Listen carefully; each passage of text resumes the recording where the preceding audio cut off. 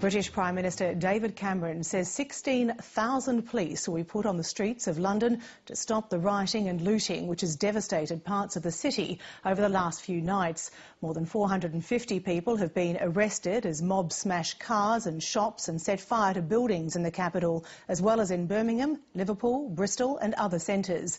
Mr Cameron says Parliament will be recalled on Thursday to discuss the worst riots in Britain in 2 decades. Here's Europe correspondent Philip Williams. In 1 year, this city will bring the world the Olympics. But for hours, this was the image the world saw of the British capital. The massive fires and the looting continued throughout the night. Police were simply unable to control the multiplying flashpoints.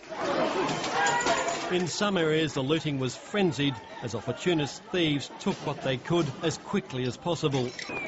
But in other areas there was almost a casual atmosphere as people helped themselves, and where police were nowhere to be seen for hours. The greatest danger came from the many fires. Some enveloped whole buildings. This furniture store had been in the same family for 5 generations. There was no hope of saving it. No, it's just mindless thuggery. As I said, I drove past the shop, the window was broken when I drove past the shop. When I parked the car, came back, and there was 2 people who come out of the shop, and 2 minutes ran out of the broken window, and 2 minutes later it was ablaze. I've just gone in and torched it. Where the firefighters could get to the scene, they had to hack into buildings. The greatest fear was that people were trapped inside. In the streets, cars were torched, the violence apparently random. Whole neighbourhoods, for a while at least, without protection. This is the sort of violence that's erupted all over the capital. Here, the police are not in control. They've cordoned off some of the streets here, but right here in the centre of things, there are simply no police at all. And while there were an extra 1,700 police on the streets, it was clearly not enough. Baton charges did help clear the streets, and armoured 4-wheel drives were effective at times.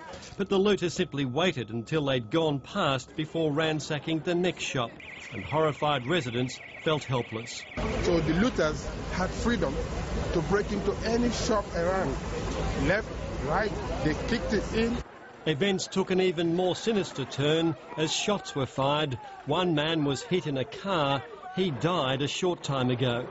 With so many rocks and bottles used as weapons, there were more injuries, especially amongst the police. And while numbers and tactics were clearly inadequate, the Prime Minister David Cameron was in no doubt as to who was to blame.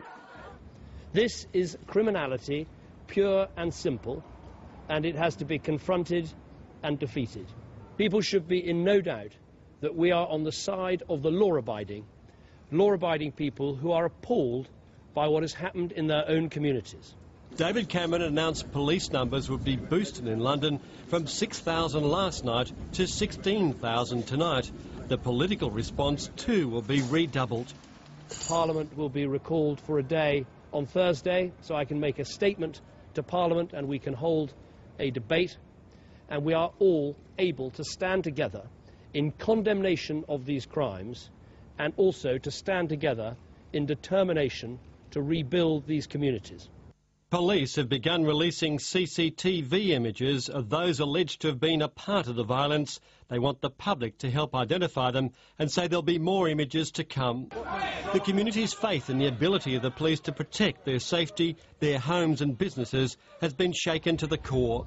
The extra police will be very welcome. Some are even calling for the army to be deployed. At times it did look like a war zone, and one the police were at times losing. Lost too a sense of an open, tolerant city, replaced by a deep unease, how some appear to have turned on their own society. Philip Williams, Late Life.